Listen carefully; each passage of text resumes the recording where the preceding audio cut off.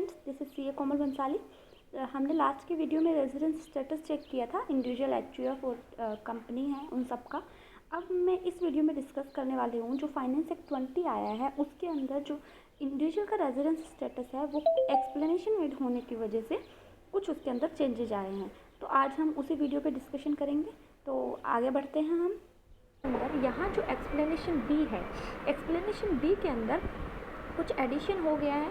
वो एडिशन क्या कहता है कि उस एडिशन के अकॉर्डिंग हम बात करते हैं कि वो एडिशन किस चीज़ की बात कर रहा है।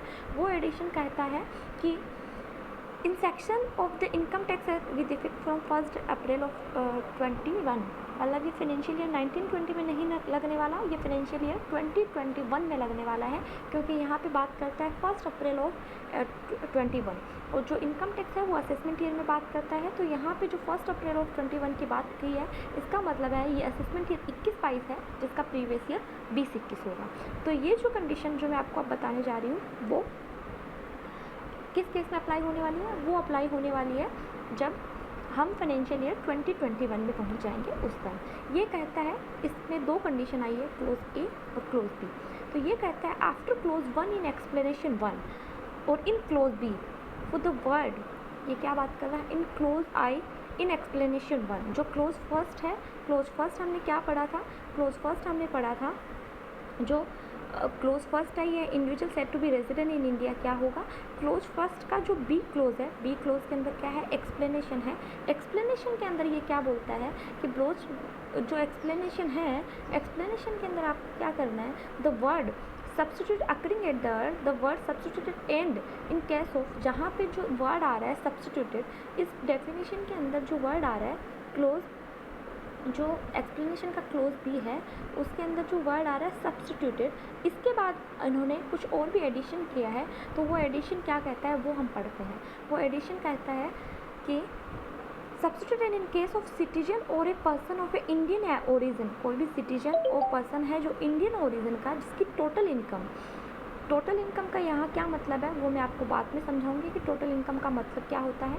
Total income other than the income from foreign sources, यहाँ पे जो टोटल इनकम की बात करता है वो बात करता है कि इंडियन, जो आपकी इंडियन सोर्स से जो इनकम आ रही है, फॉरेन सोर्स की बात नहीं कर रहा, इंडियन सोर्स से जो इनकम आ रही है वो अगर 15 लाख रुपये से ज़्यादा होती है ड्यूरिंग द प्रीवियस ईयर, अगर वो इनकम 15 लाख से ज़्यादा होती है तो हमें जो 60 डेज़ वाली कंडीशन है वो ना पढ़ के वहाँ पे हमें 120 डेज़ देखना होगा, वहाँ पे हमें 120 डेज़ देखना होगा।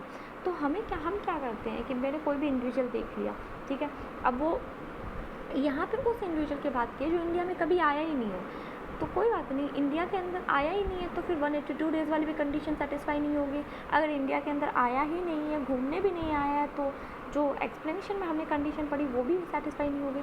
यहाँ पे कहते हैं कि वो पर्सन इंडिया में कभी नहीं आया, इवन सिंगल डे के लिए इंडिया में नहीं आया, लेकिन जो इंडियन सोर्स से उसकी जो इनकम है वो उसकी 15 लाख से ज़्यादा जा रही है, तो अगर वो 120 डेज़ के लिए इंडिया में आता है, 120 डेज़ पढ़ना पड़ेगा यहाँ पे। अभी मैं कहती हूँ कि यार मैं इंडिया में 182 डेज़ से ज़्यादा नहीं हूँ, मेरी इनकम चाहे 15 लाख हो, तो क्योंकि आज तक यही हो रहा था कि किसी भी जो पर्सन है जो आउटसाइड इंडिया रह रहा है वो इंडिया में आता है 3 या 4 मंथ के लिए, 3 या 4 मंथ के लिए वो रह के जाता है, लेकिन ऐसा तो है नहीं कि वो विज़िट के लिए आया है, वो खाली अपने काम के पर्पज़ से आ रहा है, या फिर अगर वो विज़िट के लिए भी आता है तो 60 डेज़ वाली कंडीशन हम नहीं देखते हैं, वहाँ पे भी हम 182 डेज़ वाली कंडीशन देखते हैं। हमने पढ़ा था अभी 60 डेज़ वाली कंडीशन अगर विज़िट के लिए आ रहा है तो भी नहीं पढ़ा जाता। तो जो इनकम, जिसकी इंडिया के अंदर इतनी इनकम आ रही है वो अगर 120 डेज़ उसके पूरे हो जाते हैं ना, उस टाइम वो रेजिडेंट माना जाएगा। ये जो फाइनेंस एक्ट 20 के अंदर ये एक्सप्लेनेशन आई है, इससे पहले ये होता था कि अगर वो इंडिया में 182 डेज़ से ज़्यादा रहता है तभी वो रेजिडेंट माना जाता है। 181 डेज़ इवन 6 मंथ तक वो बंदा इंडिया में रह रहा है, लेकिन फिर वो रेजिडेंट नहीं माना जाता था। क्यों? क्योंकि इस केस में हम 60 डेज़ वाली कंडीशन नहीं देखते थे। तो एक एक्सप्लेनेशन आई है जिसके अंदर जो 182 डेज़ है उसकी जगह हमें 120 डेज़ देखना है। 120 डेज़ अगर हम देखेंगे तो वो रेजिडेंट माना जाएगा। तो अभी तक हमने क्या पढ़ा कि कोई भी पर्सन इंडिविजुअल रेजिडेंट कब कब माना जाता है? सभी इंडिविजुअल के लिए हमने दो कंडीशन देखनी है कि वो करंट ईयर में 182 डेज से ज़्यादा है या पिछले 4 सालों में 365 दिन से ज़्यादा, उसके साथ साथ करंट ईयर में 60 दिन से ज़्यादा है तो रेजिडेंट माना जाएगा। लेकिन ये कंडीशन अप्लाई नहीं होगी अगर वो एम्प्लॉयमेंट के लिए बाहर गया हो या फिर क्रू का मेंबर हो या फिर इंडियन ओरिजिन का है, खाली विजिट करने के लिए आया है, तो हमें 60 डेज़ की जगह 182 डेज़ देखना होगा। लेकिन इसमें भी एक तीसरी कंडीशन और है कि कोई भी पर्सन जो इंडियन ओरिजिन का है, सिटीजन है, जो इंडिया के अंदर उसकी इनकम अगर 15 लाख से ज़्यादा है तो वहाँ पे आपको 182 डेज़ की जगह यहाँ पे आपको 120 डेज़ की कंडीशन देखनी होगी। तो ये हमने पढ़ लिया जो नए बजट के अंदर आया था। नए बजट के अंदर एक बहुत इंटरेस्टिंग चीज़ आई है जिससे काफ़ी काफ़ी लोग जो आज तक NRI के डेफिनेशन में आते थे, नॉन रेजिडेंट के डेफिनेशन में आ रहे थे, वो रेजिडेंट की डेफिनेशन में कंसिडर हो जाएंगे। उसमें क्या लिखा है? After clause 1 the following clause shall be inserted namely. हमने क्या पढ़ा कि क्लोज 1 है, उसके अंदर ABC, उसके अंदर 3 क्लोज है, बी के अंदर एक्सप्लेनेशन दी हुई है, जो एक्सप्लेनेशन थी उसको थोड़ा सा वास्ट किया है, उसके अंदर 15 लाख वाली चीज़ ऐड की है। उसके बाद जो क्लोज आई है उसके अंदर एक जो एक्सप्लेनेशन है वो और इंसर्ट की है IA। ये IA बहुत इंपॉर्टेंट डेफिनेशन है क्योंकि इसके अंदर डीम्ड रेजिडेंट की डेफिनेशन कवर की हुई है। इसके अंदर क्या कहता है? Notwithstanding anything contained in close I an individual being a citizen of India. ये कहता है कि क्लोज I के अंदर कुछ भी लिखा हो हमें कोई मतलब नहीं है। उसके अंदर क्या लिखा है कि वो 182 डेज़ के अंदर रहेगा तभी वो माना जाएगा, ये कहता है वो हमें मतलब ही नहीं है। An individual being a citizen of India having a total income other than the income from foreign sources। यहाँ पे बात करता है कि कोई भी इंडिविजुअल जिसकी total income other than the income from foreign sources exceeding 50 lakh rupees, जिसकी इनकम 15 लाख रुपए से ज़्यादा हो रही है उस पीरियड के अंदर, वो डीम टू बी रेजिडेंट माना जाएगा। लेकिन ऊपर तो हमने पढ़ा कि वो रेजिडेंट तभी माना जाएगा जब वो 120 डेज़ के अंदर अगर इंडिया के अंदर रहा हो, हाँ वो तभी माना जाएगा। लेकिन यहाँ पे रेजिडेंट कब माना जाएगा? If he is not liable to tax in any other country territory by reason of domicile और रेजिडेंस और any other criteria of similar nature. वो किसी भी दूसरी फॉरेन कंट्री में टैक्स नहीं दे रहा है, अपने रेजिडेंशियल स्टेटस की वजह से या फिर अपनी कोई दूसरी स्टेटस की वजह से वो दूसरी कंपनी में कहीं टैक्स नहीं दे रहा है, और फिर वो अगर इंडिया में भी टैक्स नहीं देगा तो फिर उसकी टैक्स लायबिलिटी कभी आएगी नहीं। तो इस केस में अगर वो दूसरी कंट्री में टैक्स नहीं दे रहा है और इंडिया वाली इनकम पे अगर वो दूसरी कंपनी पे टैक्स नहीं दे रहा ना, तब बात कर रहे हैं, तो उस केस में आपको जो अगर पर्सन 15 लाख से ऊपर है उसकी इनकम, तो वो डीम्ड रेजिडेंट की डेफिनेशन में आ जाएगा और उसको इंडिया के अंदर टैक्स देना पड़ेगा। ये जो टैक्स लायबिलिटी है ये मैं आपको बाद में बताती हूँ कि टैक्स लायबिलिटी कब कवर होने वाली है। डीम्ड रेजिडेंट की डेफिनेशन समझते हैं। इसके अंदर क्या कहा है? Deemed resident notwithstanding anything content in clause 1 जो मैंने आपको पढ़ाया, an individual being a citizen of India other than income from foreign sources 15 lakh से ऊपर हो जाती है तो वो रेजिडेंट होगा। इसके अंदर क्या कहता है कि पर्सन लिविंग, ये 5 पॉइंट हम कंसिडर करते हैं। Person living outside India, person outside India रह रहा है, इंडिया में कभी आया नहीं बंदा बेचारा। जो एक्सप्लेनेशन में हमने पढ़ा उसमें तो था कि 120 डेज़ के लिए आता है तब वो रेजिडेंट माना जाता है। यहाँ पे कहता है कि वो इंडिया में कभी आया ही नहीं है, पर्सन सिटीज़न है इंडिया का, उस इंडिया से इनकम जो इंडियन सोर्सेज है वहाँ से इनकम 15 लाख से ज़्यादा हो रही है, और पर्सन नॉट लायबल टू पे tax in any other foreign country, वो फॉरेन कंट्री में कहीं पे टैक्स नहीं दे रहा, तो वो डीम्ड रेजिडेंट माना जाएगा।